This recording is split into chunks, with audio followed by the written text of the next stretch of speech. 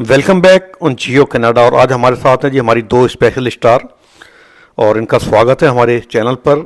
और ये पेशे से टीचर हैं और काफ़ी अच्छी नॉलेज है इन लोगों को। 17 साल हो गए इनको इन पेशे में टीचिंग करते हुए। तो आइए इनसे जानते हैं कि टीचिंग अगर कोई आना चाहे इंडिया से तो उसको क्या दिक्कत या क्या परेशानी आती है, वो कैसे आकर यहाँ पर टीचिंग कर सकता है, क्योंकि बहुत सारे सवाल हमारे पास ऐसे आते हैं। तो आइए जानते हैं इनसे। वेलकम जी हमारे चैनल पर, बताइए आप कुछ। मैं यहाँ पे मुझे कनाडा में रहते हुए 20 साल हो गए हैं और उसमें से मैं 17 ईयर्स से एक परमानेंट टीचर की तरह काम कर रही हूँ यहाँ के बहुत बड़े बोर्ड के साथ। और टीचिंग का जहाँ तक मेरा एक्सपीरियंस है, मैं इंडिया में भी टीचर थी, तो इंडिया से ही मेरी टीचिंग क्वालिफिकेशंस थी। फिर उसके बाद मैंने यहाँ पे जब हम लोग कनाडा मूव हुए तो मुझे कुछ टाइम लगा यहाँ के सिस्टम को समझने में, क्योंकि अब और 20 साल पहले में भी बहुत फ़र्क था।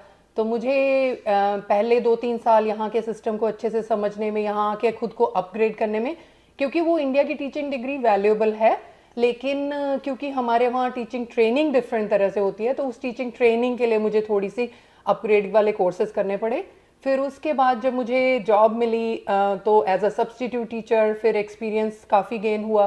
फिर उसके बाद मैं परमानेंट टीचर हायर हुई, तो परमानेंट टीचर हुए अब मुझे 17 ईयर्स हो गए हैं। तो मेरा एक्सपीरियंस तो यही है कि नॉलेज देखो, कोई वो नहीं है कि इंडिया की नॉलेज वेस्ट थी, वो भी मैं आज यूज़ करती हूँ।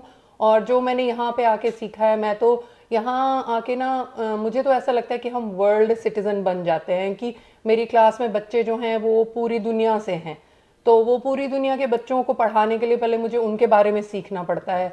तो मैंने उनके बारे में, उनके उस कल्चर के बारे में, उनके जो सारी रिक्वायरमेंट्स हैं उसके बारे में सीखा। तो फिर पहले मैंने खुद पढ़ा उसके बारे में, क्योंकि हम इंडिया में एक ही तरह से सोचने के यूज टू होते हैं, लेकिन यहाँ आके अपना थोड़ा होराइजन वाइड करना पड़ता है, अपनी सोच नहीं करनी पड़ती है। तो मैंने वो करा। फिर उसके बाद अब मुझे ऐसा लगता है कि इंडिया में भी वही सब टीचर कर रहे हैं, कि टीचर ट्रेनिंग बिल्कुल भी डिफरेंट नहीं है। जो खास करके अच्छे प्राइवेट स्कूल्स में टीचर हैं वो भी उसी तरह इंटरनेट के वही रिसोर्सेज यूज़ करते हैं, तो उनको यहाँ पे आके कुछ इस तरह की बहुत बड़ी परेशानी का सामना नहीं करना पड़ेगा।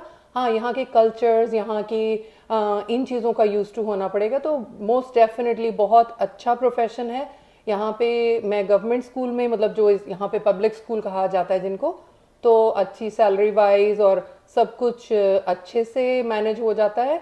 बस आपको यहाँ पे आके ये कि सोच नहीं रखनी है कि यहाँ हम नहीं कर सकते हैं, बिल्कुल कर सकते हैं। और मैं रोज़ देखती हूँ नए टीचर हायर होते हुए इंडिया से भी, और पूरी दुनिया से टीचर हायर होते हैं, तो ऐसा कोई परेशानी का सामना नहीं करना पड़ता है। बाकी यही है कि मैं तो सबको बस अंत में यही राय दूंगी कि ये सोच के नहीं आना है कि हमें आते ही सब कुछ मिल जाएगा। कि डोंट थिंक कि what the country is going to give me, ये सोचो कि आप इस कंट्री के लिए क्या कर सकते हो। क्योंकि हमने ये कभी भी ये आते हुए ये सोचा नहीं था कि यहाँ पे ये सब फैसिलिटीज़ अवेलेबल होंगी, तो शायद हमारी एक्सपेक्टेशंस बहुत कम थी, तो उससे हमें फ़ायदा हुआ है। हमने अपनी लो एक्सपेक्टेशंस रखी थी। तो मुझे लगता है कि अगर आप भी रियलिस्टिक एक्सपेक्टेशंस रख के इस कंट्री में आओगे तो रियलिस्टिकली वो आपको वो चीज़ें मिलेंगी। बाकी हर किसी की अपनी किस्मत है, हर किसी के साथ उसकी मेहनत है, तो जिस तरह आपकी मेहनत होगी उस तरह आपका रास्ता बनेगा। तो थैंक यू। एक बात आपसे पूछना चाहता हूँ मैं, कि अगर यहाँ पर कोई आता है टीचर तो उसको क्या कोर्स करना पड़ता है यहाँ पर, वो कितने टाइम का होता है और कितना उसमें खर्चा आता है, अगर आप बता सके तो। हाँ जी, यहाँ पे सबसे पहले काम ये करना होता है, यहाँ पे बोलते हैं OCT, Ontario certified teacher. OCT एक वेबसाइट का नाम है, तो उस पर आप OCT.ca पे जाके आप देख सकते हो कि internationally trend Ontario college of teachers, तो उसको आप जाके देख सकते हो। उसमें उसमें सारी आपको इंटरनेशनली ट्रेंड टीचर्स के लिए रिक्वायरमेंट्स मिल जाएंगी। फिर उसके बाद आपको यहाँ आके फिर जो कोर्सेज होते हैं वो डिपेंड करता है कि आपकी वहाँ कैसी ट्रेनिंग थी, तो उसके बेस पे डिसाइड करते हैं।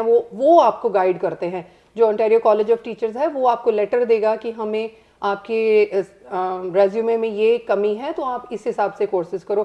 डिपेंड करता है, किसी को 4 मंथ्स का कोर्स होता है, किसी का 1 ईयर का, लेकिन अपने आप को थोड़ा अपग्रेड करना ज़रूरी होता है। तो ओंटारियो कॉलेज ऑफ टीचर्स जिसे कहेंगे OCT.ca। इजी है ये? इजी देखें, इजी का हर एक का अपना सोचने का नज़रिया है। मेरे हिसाब से अगर मैं कर सकती हूँ तो आप भी कर सकते हो, तो ऐसा कुछ मतलब वो नहीं है कि जो इम्पॉसिबल है। तो मुझे तो यही लगता है कि हाँ, अगर मैं जो इंडिया में टीचर थी और यहाँ आके भी टीचर हूँ, तो आई एम श्योर जो अब जनरेशन जो बड़ी हो रही है, हमें तो फिर भी मतलब हम लोग इंग्लिश मीडियम स्कूल से नहीं पढ़े थे, तो we had to really upgrade our language too. तो आप लोग अगर आपके लिए लैंग्वेज बैरियर नहीं है तो it's becomes even easier for you.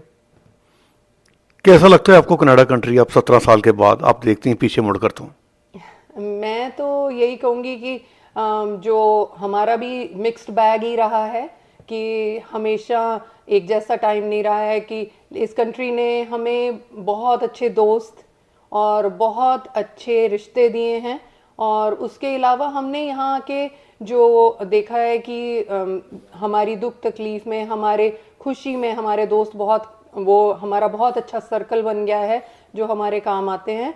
बाकी इस कंट्री में भी मतलब जो तकलीफ़ें भी आई हैं, ये हेल्थ केयर के हिसाब से आई नो कि बहुत लोग क्रिटिसाइज़ करते हैं यहाँ के हेल्थ केयर को, लेकिन जब बहुत बड़ी आपकी कोई सर्जरी होती है और आपको एक भी फिक्र नहीं होती है, आपका पूरा टेक केयर किया जाता है बाय द गवर्नमेंट, तो वो चीज़ फिर आपको अंदर से मजबूत करती है कि हाँ ठीक है, हम अच्छी जगह में हैं। तो मुझे तो यही लगता है कि हम अपना हमेशा मतलब कोई भी मुझे या मेरे बच्चों से पूछता है कि आप कहाँ से हो, तो हम हमेशा अपने आप को इंडियन ही कहते हैं। हम अपने आप को कभी भी आज तक भी कैनेडियन नहीं कह पाए हैं। तो बाकी ये है कि देखें, मिक्स्ड बैग है, अच्छा बुरा, और वो सभी जगह होता है, तो मेरे हिसाब से तो यही है। चलिए, थैंक यू सो मच हमसे बात करने के लिए, आपका तहे दिल से शुक्रगुजार हूँ। फिलहाल दीजिए इजाज़त, मिलते हैं आपको किसी नेक्स्ट वीडियो में, और कनाडा कंट्री के बारे में कोई जानकारी चाहिए तो प्लीज़ जरूर संपर्क कीजिए।